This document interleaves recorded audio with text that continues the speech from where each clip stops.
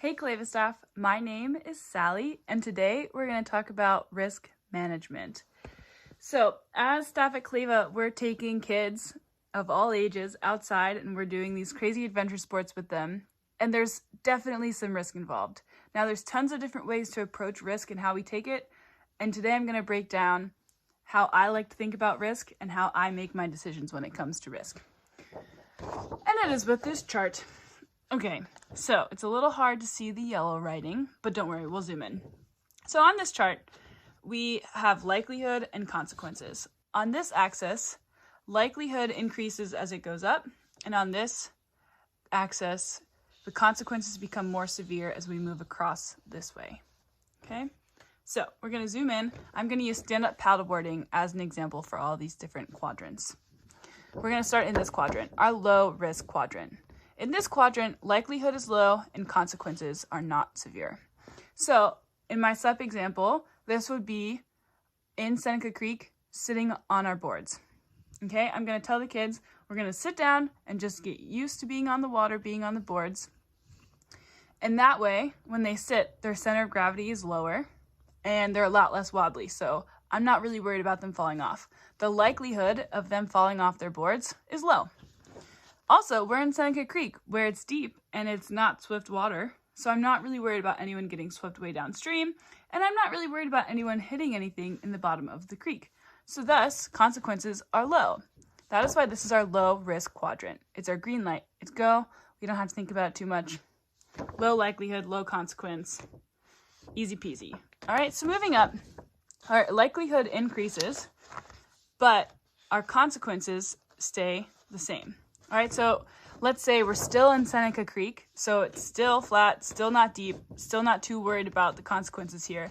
However, I've told the kids we're playing last person standing, and I've given them the challenge to knock each other off their boards until there's one person left.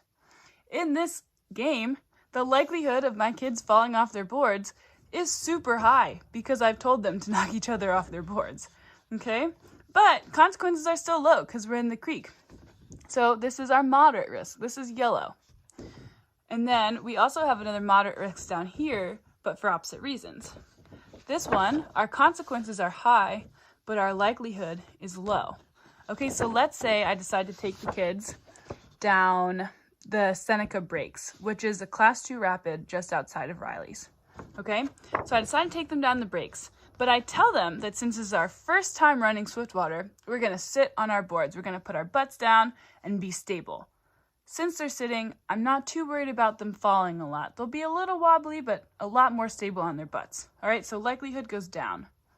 However, our consequences are higher. We're in Swiftwater now, so if someone does fall off their board, they could get swept downstream a little bit. And the Seneca Breaks are a shallow rapid, so they could fall and land on a rock and get stuck somewhere. All right, so the consequences are up a little higher. So that's why we're still in our moderate risk. We're at low likelihood now, but our consequences are higher. All right, so those are two moderate. Those are yellow lights. Those are things that I'm going to think about and really weigh the pros and cons, the likelihood and the consequences, and decide if it's something that I need to do in my program and make sure it's something worth doing. In both the examples I used, I would be comfortable taking both of those risks because I feel good about my Swiftwater rescue skills and I feel good about my way to manage this game and manage first aid that may come. So in these examples, it's good for me, but moderate risk doesn't always mean take it. Sometimes it means don't take it. All right, so these are the trickiest ones to interpret because it could go either way. Now, red, a little easier to interpret. This is I'm not doing it, okay? This is super high likelihood, super high consequence. An example would be me deciding it was a good idea to take my group of suppers down Great Falls, where I tell them, yeah, go ahead and stand, try it, see how it goes. And we're on Great Falls. So the likelihood of them falling, super high, right? It's a waterfall, many waterfalls, super high that they're gonna fall. And consequences are also super high. Great Falls is not a rapid you should ever swim, okay? So that's my red light. That's a no way are we ever gonna do that. It's just not happening. That's an easy one, okay? So I hope you've enjoyed this chart. I genuinely do think about it whenever I'm making a decision involving risk. It's always in the back of my head, and I find it to be super helpful. So I hope you all find it helpful as well. If you have any questions, let me know. I hope to see you all this summer working at Clava. Woohoo!